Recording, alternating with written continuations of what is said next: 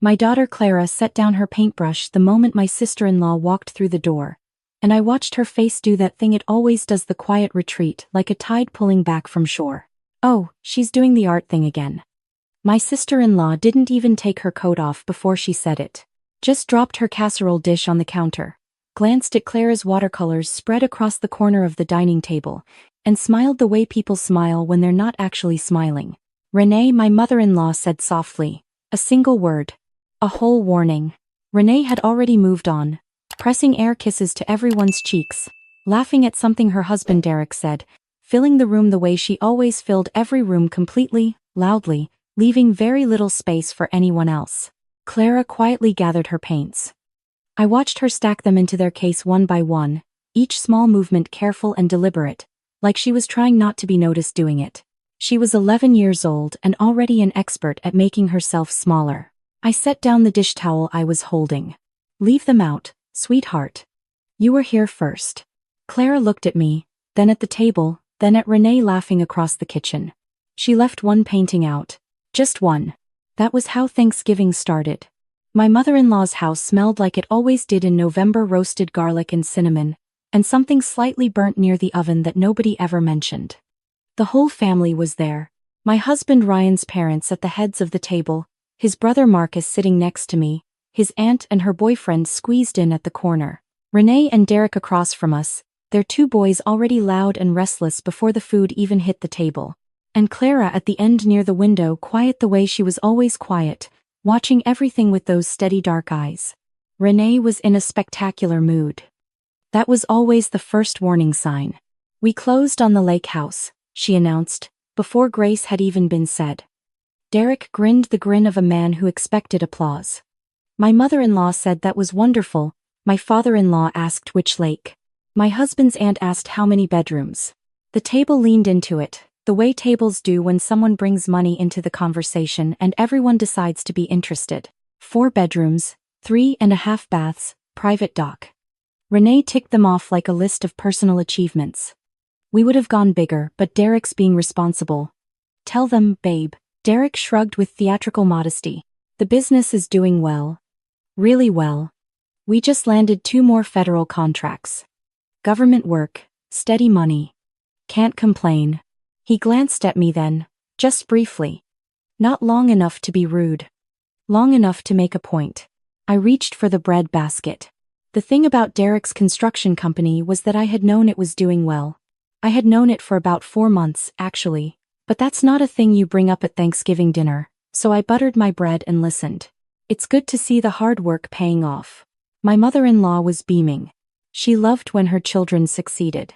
She loved when her children's spouses succeeded, too, even the ones who had spent the better part of 7 years implying that her son had married slightly beneath himself.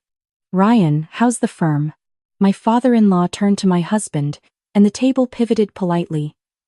Ryan talked about his architecture firm for a few minutes, steady and comfortable, and I felt Renee recalibrate beside her husband. She wasn't finished.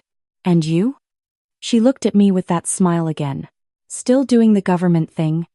She said government thing the way some people say part-time or hobby. Fond. Slightly dismissive. Like asking a child if they're still doing ballet. Still doing the government thing. I took a sip of water. I always forget what exactly it is you do. She laughed a little, turning to refill her wine. Something with paperwork. Auditing? She said auditing the way people say filing. Like it involved alphabetizing folders and going home at 4. Something like that. Ryan looked at me. I looked at my plate. Clara was pushing her green beans around in a small circle. One of Derek's boys reached across the table for the rolls without asking, knocking over the pepper shaker. Nobody said anything. Renee was already back to the lake house, the deck they were adding, the boat they were considering, the kitchen renovation that was going to be absolutely stunning. Her designer had been a complete dream. I listened. I ate my turkey. I watched Clara's painting in the corner, the one she'd left out, a watercolor of a barn in the fog, soft grays and pale yellows bleeding into each other at the edges. The kind of thing that looked almost accidental until you looked at it long enough to understand that every single blur was intentional. She was 11. She'd been painting since she was 6. Is that supposed to be something? One of Derek's boys was pointing at Clara's painting. He was 13 and had the confidence of someone who had never been told his questions were unkind. It looks like a mistake. Clara's shoulders tightened. I watched it happen, the small inward pull, shoulders drawing toward each other like a slow exhale. It's a barn, Clara said quietly. In fog. Oh. The boy lost interest immediately, turning back to his phone under the table. But Renee had heard it. She looked at the painting with her head tilted, performing consideration. It's very atmospheric. She said it kindly enough that nobody could object to the tone. You know, my boys are really into sports right now. Caden just made the travel soccer team, and Brody's looking at lacrosse in the spring. It's great for them, confidence, teamwork, getting out of their own heads. She glanced at Clara and then at me. Just a glance. A whole paragraph in a glance. Kids need that, I think. The social piece, the competitive piece. Art is lovely, of course, but what? I set my fork down. Not loudly. Carefully. Renee blinked. She wasn't used to being interrupted. I just think balance is important. Clara's so quiet. She said it softly. Concerned. She had perfected the art of the concerned voice. Has she always been this way? Have you talked to anyone about it? The table got very still. Clara had gone motionless, her fork halfway to her plate, her eyes fixed on the tablecloth. She was counting the threads in the linen. I knew she was, because that's what she did when she needed to go somewhere else for a minute. I looked at Renee. Talk to anyone about what? I just mean she's almost in middle school. The social development piece is really important at this age. I read an article about it. She looked around the table for confirmation. My mother-in-law was staring at her water glass. Ryan's hand found mine under the table. I'm not trying to be hurtful. I'm just saying, from the outside looking in, it might be worth exploring. Clara. I turned to my daughter. She looked up slowly, those steady dark eyes coming to rest on my face. Tell me about the barn. The new series you're working on. She hesitated. Now? Right now. She looked at the painting for a moment. Then she sat up a little straighter. It's about things that look empty but aren't. Like, the barn looks empty in the fog, but there's actually a whole world inside it. You just can't see it from the outside because of the weather. She paused. The fog is kind of like assumptions. People see the fog and they think that's the whole picture. The table was quiet. My father-in-law cleared his throat. That's a beautiful concept, sweetheart. Clara looked at her plate. But there was something slightly different in her posture now. A millimeter of difference. I noticed. Renee recovered quickly.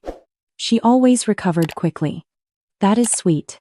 She smiled and reached for her wine and pivoted back to the lake house, to the contractor they'd used, to Derek's company, to the 2 new federal contracts. The school district contract alone, the numbers on that one are just... She shook her head like the numbers were almost embarrassing. Derek was saying this morning it's the biggest single project they've taken on. Government infrastructure. Very competitive bidding process. She looked at me again with that half-fond expression. You probably know all about that. From your paperwork side. Derek chuckled. Ryan's fork scraped his plate. I picked up my water glass. The thing was, I did know about competitive bidding processes. I knew about them the way a cardiologist knows about the heart, not from reading brochures, but from being inside them, from pulling them apart, from finding the places where the muscle had stopped working correctly. Which school district? I asked. Derek's chuckle faded by 1 degree. Pardon? The school district contract. Which one? He looked at Renee. Millbrook Unified. I nodded slowly. Millbrook. Okay. I took a sip of water. Something shifted in Derek's expression. Almost nothing. You know it? I know the area. I cut my turkey. Chewed. Swallowed. Lot of development out there lately. A lot of contractors going after those federal infrastructure allocations. That's exactly right. Derek straightened slightly, back in comfortable territory. Smart money follows the federal dollar. Always has. It has. I agreed pleasantly. The oversight has gotten a lot more thorough too, in the last few years. Since they expanded the Inspector General's office. Renee was looking at me. Something in her eyes had changed frequency, like a radio station slightly off its signal. Is that the office you work with? The office I work for. I reached over and refilled my water. I'm a senior investigative auditor. I've been there 8 years. I was promoted to the senior position about 2 years ago. Silence. Renee laughed, bright and quick. But I thought you were Ryan always said government auditing. I assumed that was like regulatory paperwork, compliance review. There is a lot of paperwork. I agreed. There's also a lot of investigation. Contract fraud, bid manipulation, false certifications, kickback schemes, anything involving federal funding and the contractors receiving it. I looked at her pleasantly. We review everything. The bids, the certifications, the change orders, the subcontractor arrangements. We have a very thorough process. The temperature at the table had dropped by about 10 degrees. Derek was very still. The kind of still that isn't relaxed. Derek's company is completely above board, Renee said. Her voice had changed. Not the concerned voice. Something more careful. They have an excellent reputation. They've never had any issues. I'm sure. I put a small amount of sweet potato on my fork. I mean it. Her voice had an edge now. The kind of edge that appears when someone is building a wall very fast. Derek runs a clean operation. 16 years in business, never a single complaint. I looked at her. And here is the thing about my job. The thing that most people don't understand when they hear the word auditor: we are not allowed to discuss active investigations. We are not allowed to confirm or deny, to hint or signal, to leverage our professional knowledge in personal situations. I knew this. I had known it for 8 years. I had followed those rules without exception in 8 years. What I was also not allowed to do, what I had never done and would never do, was lie. I'm not able to discuss my caseload, I said simply. That would be inappropriate. I took a sip of water. You understand. The table understood. It was the silence after those words that did the work. Not anything I said. Not a hint or an allegation, just a professional boundary, stated plainly and calmly, in response to a wife who had just sworn up and down that her husband had never had a single complaint. Renee's face went through several things in rapid succession. My mother-in-law was staring at the gravy boat. Ryan's brother Marcus had suddenly found his napkin extremely interesting. Derek had placed both his palms flat on the table, very deliberately, like he was steadying something. What does that mean? Renee's voice had lost the warmth entirely. That you're not able to discuss what exactly does that mean? It means my work is confidential. I kept my voice even. Same as a doctor or a lawyer. I don't bring it home. I looked at her across the table. You asked about my job. I explained it. That's all. You implied. I didn't imply anything. I answered your question. I set my fork down gently. You implied quite a bit more, actually, when you asked me earlier whether Clara had been evaluated. Whether I'd talked to anyone, whether I was maybe missing something as her mother. The table was absolutely silent. Renee opened her mouth. Nothing came out. I've been sitting here for 3 hours, I said. My voice was still even, still calm.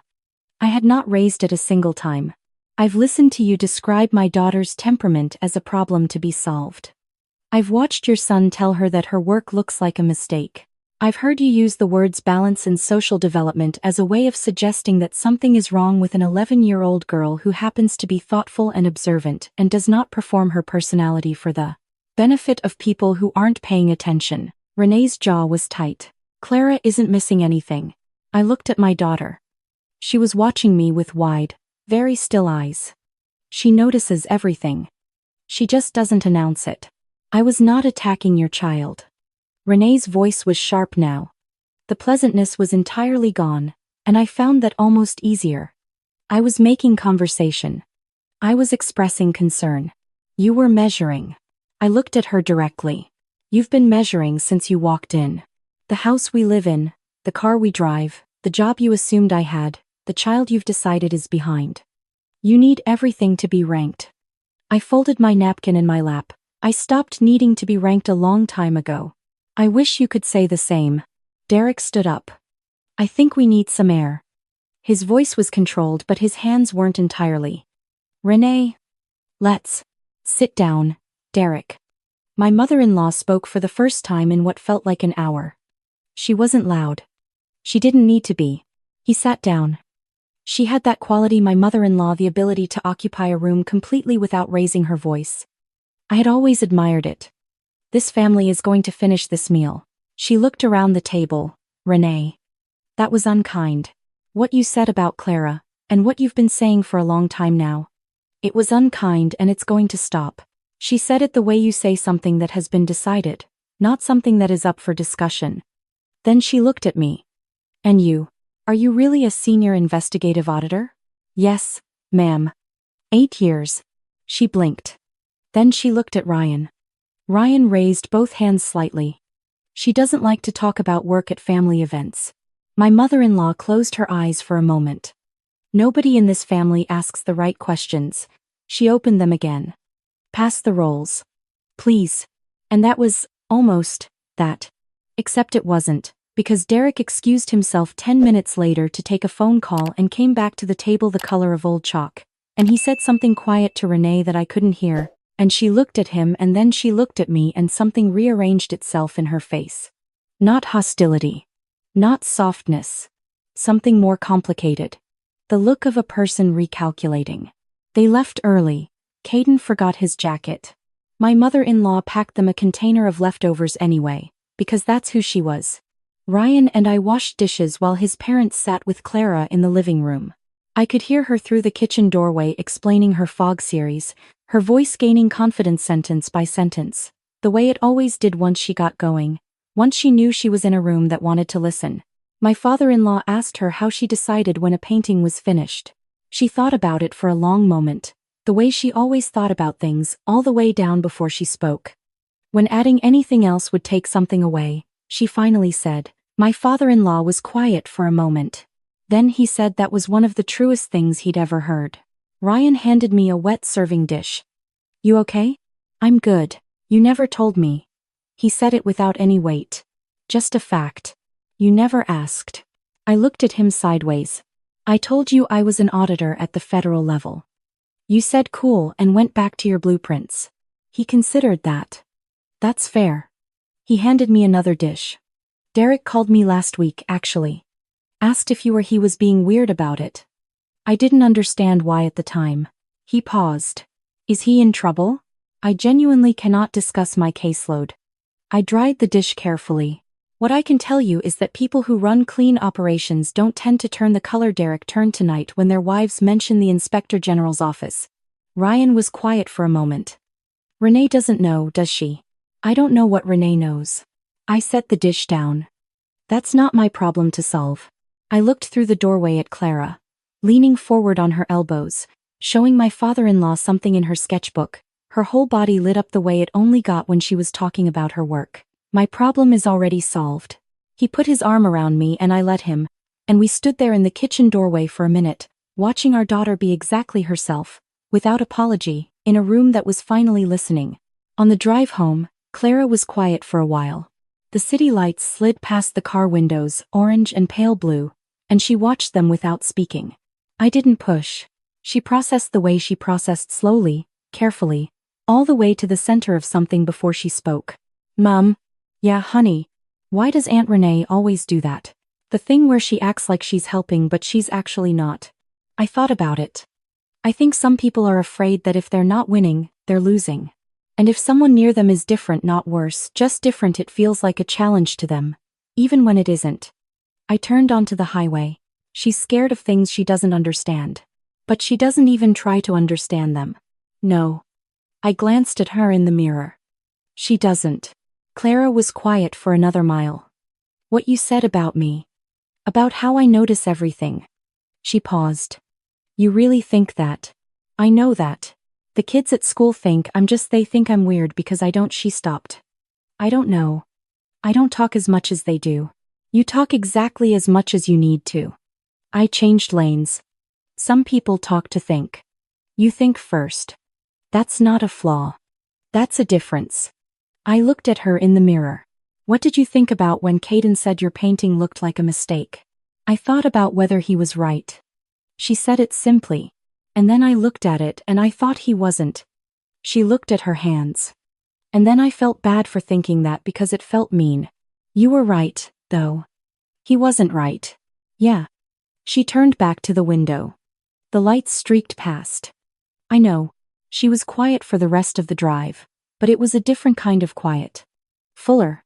The kind that comes after something has settled into its right place. 3 weeks later, my father-in-law called.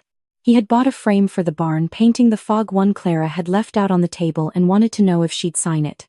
She stood in the kitchen for a full 30 seconds holding the phone, and then she said yes in the smallest, most careful voice I had ever heard. Like yes was made of something that might break if you held it too tight. She signed it in her best handwriting, bottom right corner, the way real painters do. As for Derek's company, I kept my professional obligations exactly as I always had. What I know, and what I am able to say, is that the Millbrook Unified contract underwent additional review. That is public record eventually. That process took the time it needed to take, involved the people it needed to involve, and had the outcome the evidence supported. Derek did not end up building those school buildings. Another company did. Renee texted me in January. It was short. She said she owed me an apology, and she owed Clara an apology, and she wasn't sure she was good at apologies, but she was working on it. I thought about it for a day. Then I wrote back and said I appreciated that and that Clara was doing well, and that her last series had been accepted into the Regional Youth Arts Showcase. She replied with a single word. Wow. Then, a minute later, she really is talented, isn't she? I looked at that message for a long time. Clara was at the kitchen table 10 feet away from me, headphones on, completely absorbed in something on her sketchpad, her whole face soft with that particular concentration she got when the work was going well. The late afternoon light was coming through the window behind her, pale and gray, the way winter light does, and it landed on her hands and her paper and the little cup of water she used to clean her brushes, and it looked almost exactly like one of her paintings. Everything still. Everything purposeful. Beautiful in the way that quiet things are beautiful only visible if you slow down enough to look. She is, I wrote back. She really is.